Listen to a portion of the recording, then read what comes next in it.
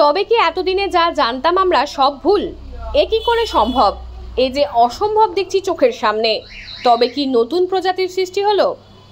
নমস্কার, তৃপ্তি পাল কর্মকারের রিপোর্টে আমি সৌমি নাগদত্ত। এই যে সাপটি দেখছেন, একে কি গেউটে বলবো নাকি কেকুড়ো বলবো? একই দেখতে দুটি বাচ্চা সাপ উদ্ধার হলো দাসপুর থানার নারাজোল এলাকা থেকে। অন্যটি স্থানীয় সংবাদের সংবাদ পাঠিকা খরারের সংগীতা শিরোমণির বাড়ির সোফা থেকে। একই দেহে কেউটে এবং গোখুড়ো দুটি প্রজাতির চিহ্ন বয়ে বেড়াচ্ছে সাপ দুটি। দেখুন, এতদিনে জানতাম গোখুড়োর মাথায় ইউ আকৃতির চিহ্ন থাকে। ফোনা তুললে গরুর খুরের ছাপ বা ইউ আকৃতির চিহ্ন দেখা যায়।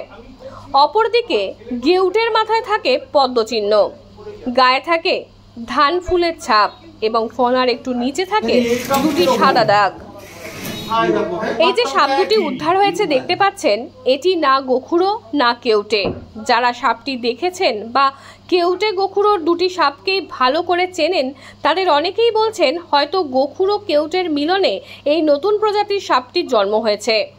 একেবারে নতুন দেখতে এই সাপটির মাথায় গোখুড়োর মতো ইউ আকৃতির চিহ্ন, গলার কাছে দুটো সাদা ব্যান্ড যার মিল কেউটের সঙ্গে, গায়ে হালকা ধান ফুল ছাপ কেউটের মতো। সাধারণত গোখুড়োর মাথায় গরুর খুর বা ইউ আকৃতির চিহ্ন থাকে, যেটি কেউটের থাকে না। ফোনাও বেশ বড়, তুলনায় কেউটের ফোনা খানিকটা ছোট হয়। কেউটের ফোনার পেছনে থাকে পদ্ম চিহ্ন বা গোলাকৃতি ইংরেজি ও অক্ষরের মতো ছাপ। ফোনার খানিকটা নিচে থাকে একটি বা দুটি সাদা স্ট্রিপ। ফনা মেললে তা গোখুড়োর মতো অতটা চওড়া হয় না, তবে দুটি সাপই সাংঘাতিক বিষধর। বিষের প্রকৃতি নিউরোটক্সিন। সঠিক সময়ে চিকিৎসা শুরু না হলে মানুষের মৃত্যু অনিবার্য। এক দেহে দুটি সাপের চিহ্ন বয়ে বেড়ানো যে সাপটি দেখলেন, একে আসলে কি বলা হবে বলতে পারলেন না কেউই।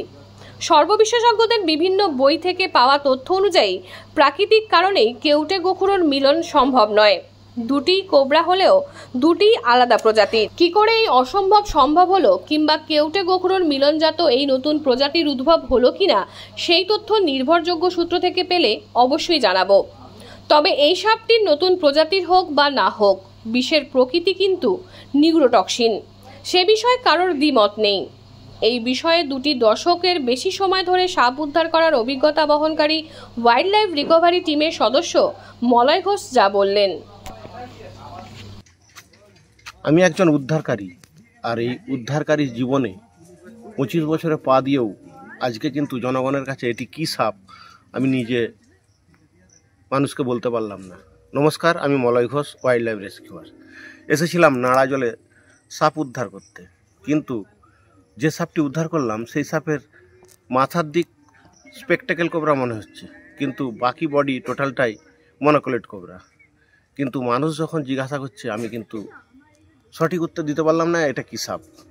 সাপটি আমি উদ্ধার করলাম, অনেকজনকে শেয়ার করেছি, আমার যারা উপরের বিশেষজ্ঞ আছে তাদেরকেও শেয়ার করেছি, তারাও কিন্তু এখন পর্যন্ত আমাকে সঠিক উত্তর দিতে পারেনি। তাই আপনাদের কাছে দিলাম, আপনারা বলুন এটা কী সাপ হতে পারে। দেখতে থাকুন সেই ভিডিও।